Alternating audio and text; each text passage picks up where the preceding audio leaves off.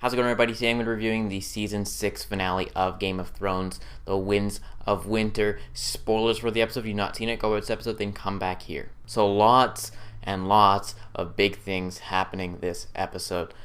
We start off with this eerie music playing while everyone's getting ready for the trial of Cersei and Loras. That's going on. They're just getting ready, and I love the score. It added so much to it, an eeriness, an uncertainty to the scene that just made it so much better when the music wasn't there. And then when they inject it back in, it was perfect. It was perfect. So we see Loras confess to his sins.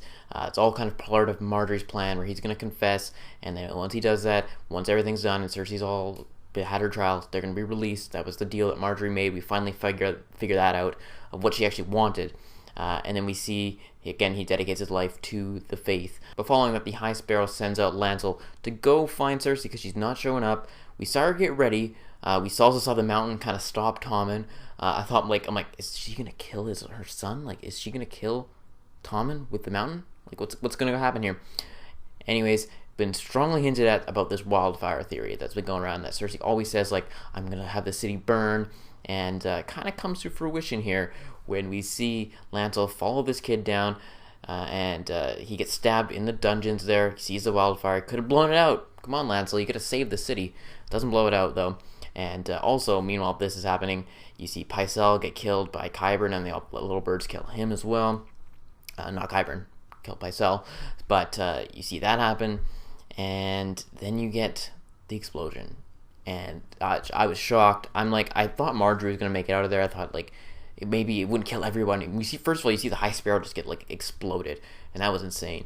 Everyone else is doomed as well. Loras dead, Margaery's dead, her father's dead, the Sparrow's dead, Lancel's dead. A lot of people are dead. And it's hard to kind of choose who you wanted to root for. But when that happened, all the collateral damage made you hate Cersei. And we have a replacement for Ramsay, I believe. Because Cersei is evil. She's pure evil in that black dress there. And then you get the scene with Tommen where he finds out Margaery is indeed dead, and he just goes. I love the shot, just to the window, goes and places his crown down, and just walks off the edge and to his demise. And I was like, holy crap. Not that I want him to die, but I'm like, I love that just as a filmmaking point of view. It was great how they just stayed in that shot and just let Tommen just go and fall. It was awesome. Then we, of course, see Cersei with the Shame Lady, and she's being tortured by the mountain, and Cersei again taunting, saying shame, shame. So you get to see that as well. And of course, Tommen's funeral following that, where Cersei didn't seem as affected by it, but the prophecies come true. All of them are indeed dead, all of her children. And Jaime, in the meantime, was off with Bronn at Riverrun with the Freys. He had that back and forth with Walder Frey, kind of saying, hey, we're not the same person. I'm not proud of being a Kingslayer. I saved the city when I killed the king. You're just an asshole. So he kind of just storms off out of there. Then we see Sam finally arrive at Old Town. It took him a whole season. It's kind of fishy how the time works on the show. I'm not too certain. Obviously, things aren't happening in linear time. You're kind of seeing pieces here and there. Just would have been nice to actually see that, because Sam took a whole season to get there. Meanwhile, you see other characters travel from Westeros to Essos and back, like Varys this episode, very quickly. So it was weird. But anyways, you get Sam in Old Town. He's just in awe looking at all these books. It's kind of cool scene, kind of funny, added some humor into the mix of the episode. Nothing mind-blowing happened here, but it's nice to see Sam in a happy place where he's surrounded by books, and that's what he loves. Then you get Jon at Winterfell. He's kind of leading the pack there now, and Melisandre and Davos have their confrontation where Davos just reams her out. He wants her dead pretty much. He's like, execute her, please, and Jon's like, I'm not going to execute her, but you need to leave right now and head south. So we're not going to see we haven't seen the last of Melisandre, and of course Davos threatening her, saying, if you ever come back here, I will execute you myself. But yeah, we haven't seen the last of Mel. We're going to have to see her again. Maybe she runs into the Hound. That'll be interesting if that happens. There's a couple loose ends, I guess, kind of people. Maybe Gendry. Maybe Gendry will show up again. Where the hell's he been? Seriously. Then we get the conversation between Jon and Sansa, and we find out Winter is indeed here. And they kind of have a good laugh there.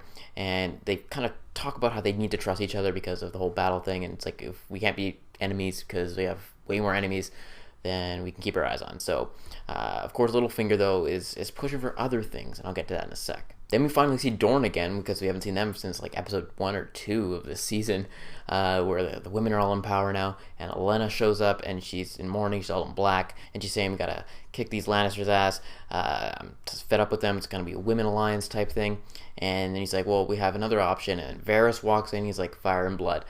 So you're getting, like, everyone is teaming up now, and it's exciting. It's really exciting. You got the Dornish people, you got the Greyjoys, you got the Tyrells, you got Daenerys, you got her dragons, you got the cows. She's pretty much got everyone on her side, and Sully as well. So it's going to be exciting to see when that happens. But Dany can't take everyone, and Daario gets left behind. It wasn't such a heartfelt scene because Dany didn't even feel any real emotion. It's going to be sad to see. Are we going to see even Daario for any more seasons? Like, are we going to even see Meereen going forward? Because I don't see a use for it too much anymore. It's nice that they changed the name of the bay from Slaver's Bay to Dragon's Bay. That's a cool little thing, but Daario gets left behind. I like Daario. He's a cool guy, but you're not going to see him anymore because Tyrion thought of the idea that she's going to have to marry someone and you can't have a mistress going around there. And another great scene between Dany and Tyrion when he becomes Hand of the Queen. Second time, kind of with the same role. And you saw real emotion from Tyrion, which you don't really get to see between the two of them because they haven't had that many conversations together. But a great moment nonetheless. Then we cut back to River Run, and Walder Frey's eating some dinner, and this is one of my favorite scenes because all of a sudden we see the girl and she's like, oh, like where are my cousins? Where are they? And she's like, well, they're here already. He's like, well, can you get them? Like, they're supposed to be in here. He's like, well, they already are. He's like, what? And I'm like thinking this through. I'm like, what is going on? He's like, well, they're in here. And I'm like, oh shit, he's eating his cousins or nephews or whatever they were, his family nonetheless. And I'm like, holy crap, like, who did Jaime do this? And then all of a sudden she pulls out the face and it was Arya, and I was shocked. It caught me off guard. I did not expect that to happen. And then we get to see Walder Frey's death kind of mirroring Kat's, which was cool to have that slice of the throat. I think Arya is kind of going to be a rogue assassin, kind of going through the lands. I think Cersei is next on her list, so she'll be heading to King's Landing. I don't think she's going to head to Winterfell. I think she's kind of going to be a lone wolf. Maybe she'll find her old direwolf. That'd be cool. But that's what I think she's kind of going to go on there. But man, what a great moment.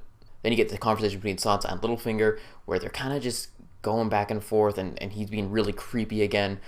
And he's like, I want to be on the Iron Throne. We finally get to hear him really say that, I want to be on the Iron Throne. I think there's a moment in Season 2 where Varys and Littlefinger are having a conversation, and they kind of say that that's what we want, is the Iron Throne. Although Varys, I believe, is content sitting beside the Iron Throne, not quite on it, where Littlefinger wants to be on it.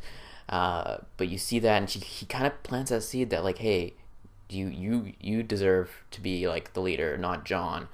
And it plants that seed for later. Then we see Bran and Uncle Benjen. He drops them off. Can't go past the wall because there's lots of magic there, kind of like the Children of the Forest had with the tree. But we finally get confirmation of the Tower of Joy. We see Bran go back into the vision, head upstairs, see Lyanna die, and have a child. And again, the jump cut from the child to Jon Snow pretty much confirms it. We never heard Rhaegar's name, although it's strongly implied. We see whisperings. I'm surprised we didn't hear it all, but he's like, promise me you'll take care of him.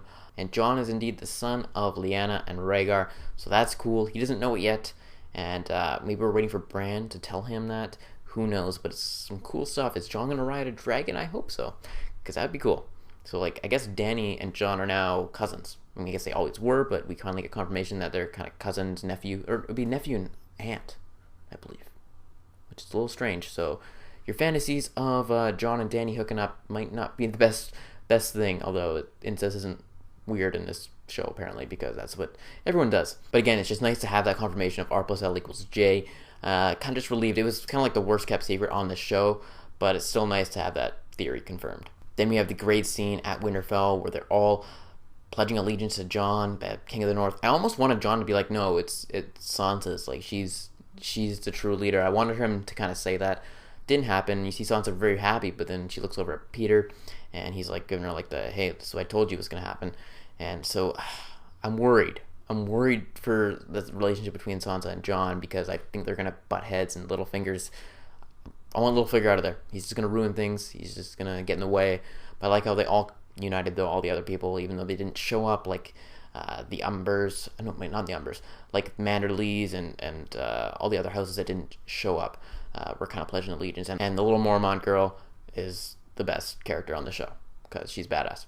Just saying, like, all her speeches have been awesome. Then we see Jaime return to King's Landing, sees the smoke and everything, and he's like, what the hell's going on here?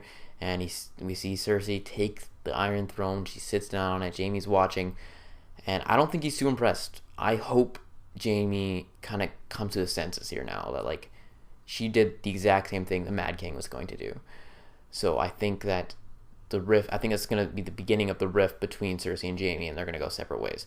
And hopefully maybe like Jaime will team up with Brienne, and that'll be badass, and maybe they'll get together, because it's kind of weird, like I said, the incest thing, but man, all black Cersei, she's our new villain, and it's going to be awesome, especially followed by the next scene when we get Dany coming across the Narrow Sea finally. Again, with Varys there again. It's, like I said, it was weird, but a great scene, and we're finally converging the storylines. And I could not be more excited for next season. We're going to get Dany in King's Landing. The only people in the middle, kind of, we got Arya, Hound, and Melisandre with the Brotherhood as well. And then meanwhile, you got stuff at Winterfell and the White Walkers. So you kind of, everything is condensing into one thing here. And it's exciting. It really is exciting.